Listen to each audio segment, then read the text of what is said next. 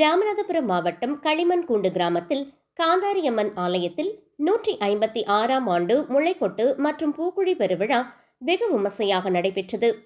காந்தாரியம்மன் சிவபெருமானை காணவில்லை என்று சிதை ஏறியதாகவும், பின்பு சிவபெருமானை கண்டவுடன் மற்றொரு புறம் பக்தர்கள் துலுமாய் இடித்து வழிபடுவதையும் கண்ட காந்தாரியம்மன் மீண்டும் உயிர் பெற்றதாகவும், இதனால் இந்த அம்மனுக்கு காந்தாரி என பெயர் பெற்றதாகவும் கூறப்படுகிறது.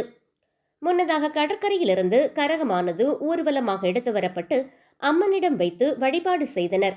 பின்னர் 8 நாட்கள் விரதமிருந்த பக்தர்கள் அம்மனுக்கு பூக்குழி இறங்கியும், அலகு குத்தியும், அக்னி சட்டி, கரகம், காவடி, கரும்பாலை தொட்டி, குழந்தைகளை விற்று வாங்குதல் உள்ளிட்ட நேர்த்தி கடன்களை செலுத்தினர். தொடர்ந்து பெண்கள் பொங்கல் வைத்தும் துலுமாய் இடித்தும் அம்மனிடம் சமர்ப்பித்து வழிபாடு செய்தனர்.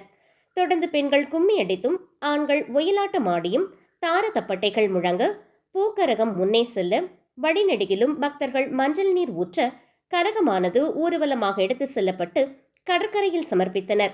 பின்னர் அம்மனுக்கு பல நறுமண திரவியங்களால் அபிஷேகம் நடைபெற்றதோடு மாலை மலர்களால் அமர்ந்த திருமேனியோடு சந்தனக்காப்பில் பலவித நறுமண மலர்களால் அலங்கரிக்கப்பட்டு விசேஷ அலங்காரத்தில் காட்சியளித்த காந்தாரி அம்மனை பலரும் மனமுருகி வழிபாடு செய்தனர்.